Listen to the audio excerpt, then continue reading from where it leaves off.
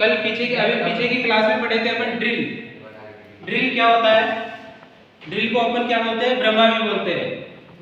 और ड्रिल का जैसे डेफिनेशन क्या होती है? किसी भी मेटल या वस्तु या कठोर धातु हो, सॉफ्ट हो, लकड़ी हो, कॉपर हो, उस पे क्या है कि होल निकालने के लिए, क्या निकालने के लिए? होल निकालने के लिए इसका प्रयोग किया जाता है, ड्रिल का प्रयोग किया जाता है। और अभी जैसे ड्रिल क्या है कि ये अलग अलग मेटल के अकॉर्डिंग बनाई जाती है। जैसे ड्रिल है, जैसे ड्रिल आ गई कठोर पदार्थ पे अपने को ड्रिल करना है, हार्ड पदार्थ पे या मेटल पे अपने को ड्रिल करना है, तो उसके लिए अपने को हाई स्पीड स्टील की ड्रिल का प्रयोग किया जाता है। जैसे अपने को सॉफ्ट, जैसे लकड़ी पे ड्रिल करना है, होल करना है, किसी जॉब में लकड़ी का जॉब है उसमें होल करना है, तो अपने को उसके लिए हाई कार्बन स्टील वाली ड्रिल का प्रयोग करना पड़ता है। ठीक है, तो अभी अपन इसके अंदर क्या है कि अपन बात करेंगे, यानी कि इसमें अपन ने ड्रिल के अलग अलग टाइप्स भी पढ़े। फ्लैट टाइप थे, फ्लैट ड्रिल पढ़ी थी और फ्लैट ड्रिल के बाद में जैसे और कौन सी थी? फ्लैट ड्रिल के बाद में ऑयल ड्रिल थी, ठीक है, सेंटर ड्रिल थी, फिर अभी ट्विस्ट ड्रिल थी। तो जो ट्विस्ट ड्रिल थी उसी के अपन पार्ट्सों के बारे में बात करेंगे। जो अभी ज्यादा यूज हो रही है वो ड्रिल कौन सी है? ट्विस्ट ड्रिल, यानी कि मरोड़ ब्रह्मा, इसको हिंदी में बोलते हैं मरोड़ ब्रह्मा और इंग्लिश में बोलते हैं ट्विस्ट ड्रिल। आधुनिक युग के अंदर क्या है कि ट्विस्ट ड्रिल का प्रयोग अधिक किया जा रहा है। तो अपन ट्विस्ट ड्रिल के भागों के बारे में अभी चर्चा करेंगे। तो ट्विस्ट ड्रिल का फर्स्ट भाग होता है बॉडी। ट्विस्ट ड्रिल का बड़ा सबसे फर्स्ट भाग होता है क्या? बॉडी।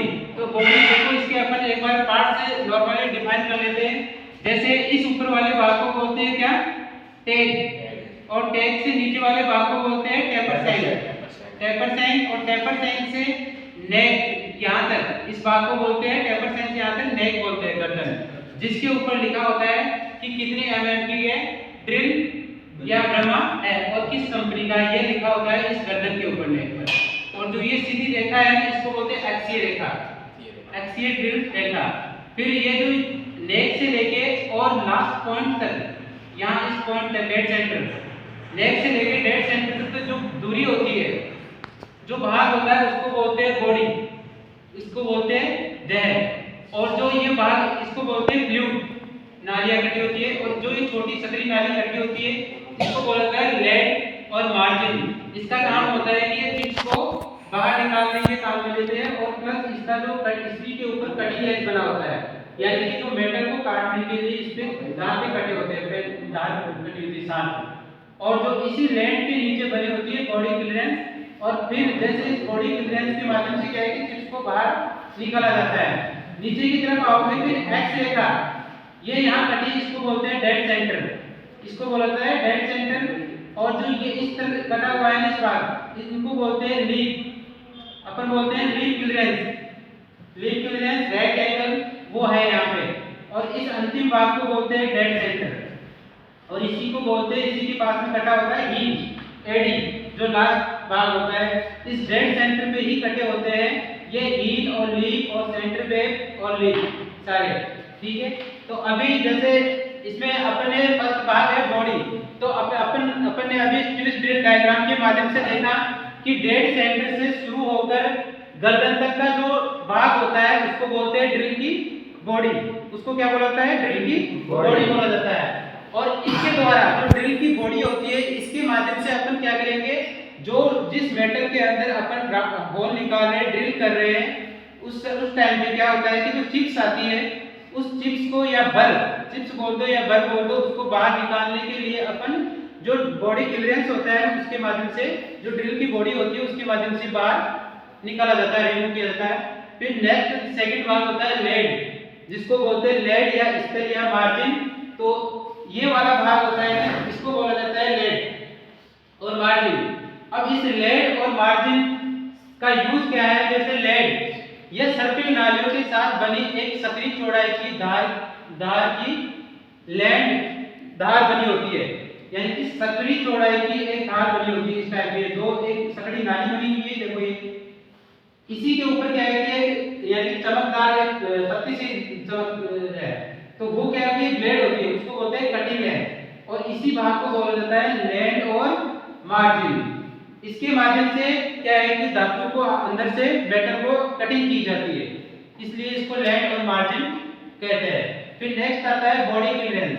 नेक्स्ट आता है बॉडी क्लियरेंस। तो इसके यानी कि जो लैंड और मार्जिन के नीचे वाला भाग होता है, यानी कि जो ये इस लैंड और ये मार्जिन का नीचे का भाग होता है, इस भाग को बोला जाता है बॉडी क्लियरेंस। इस भाग को बोला जाता है बॉडी क्लियरेंस या देह अवकाश बोला जाता है।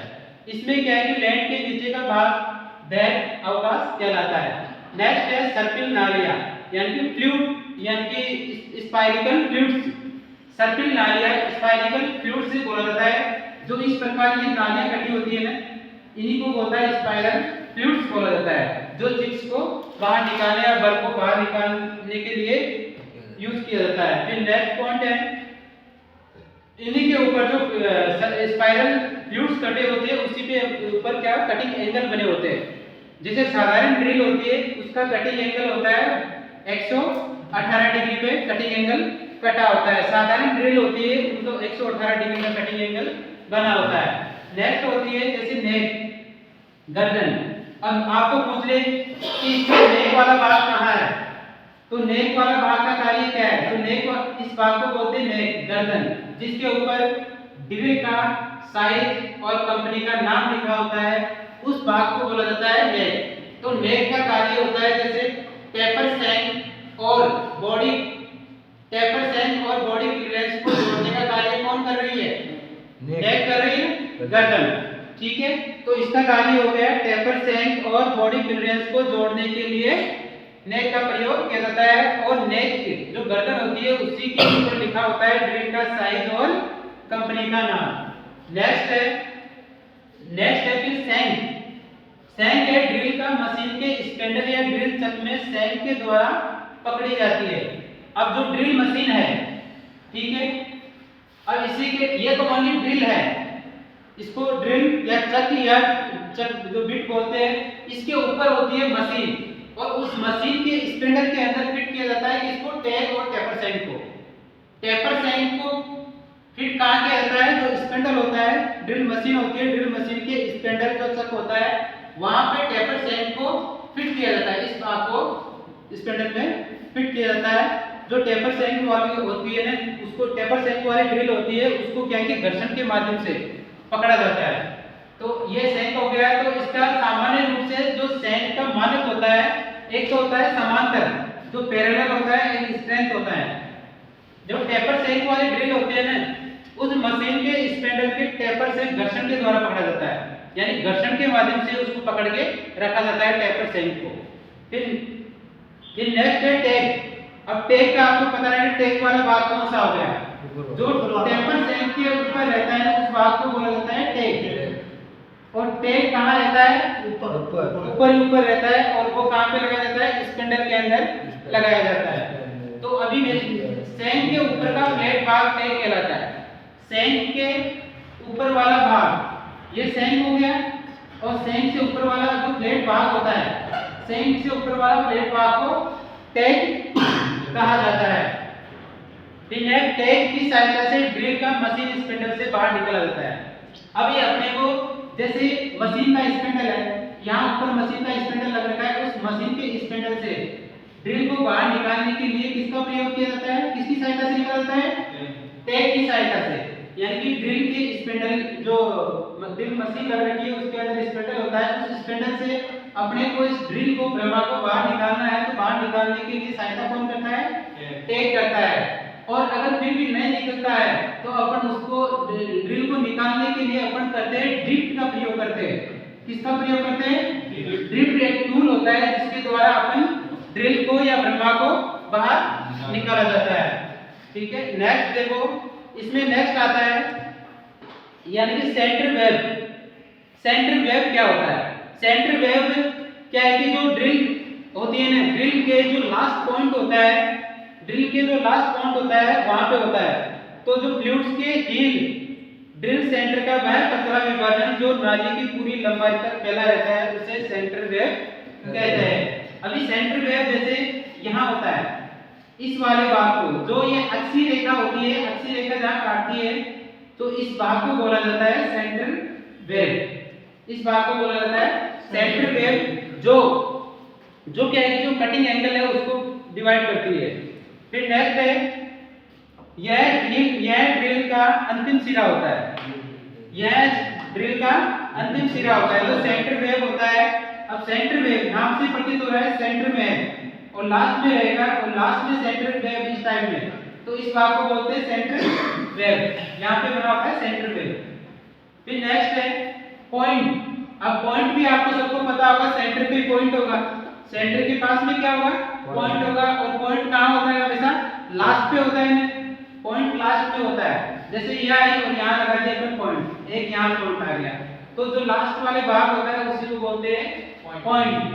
तो ड्रिल का सबसे अंतिम जो सिलेंड्रिकल या कोनिकल आकार का भाग होता है ना, उसी को बोला जाता है पॉइंट या बिंदु। इसमें लिप और लिप क्लियरेंस तथा डेड सेंटर बने होते हैं।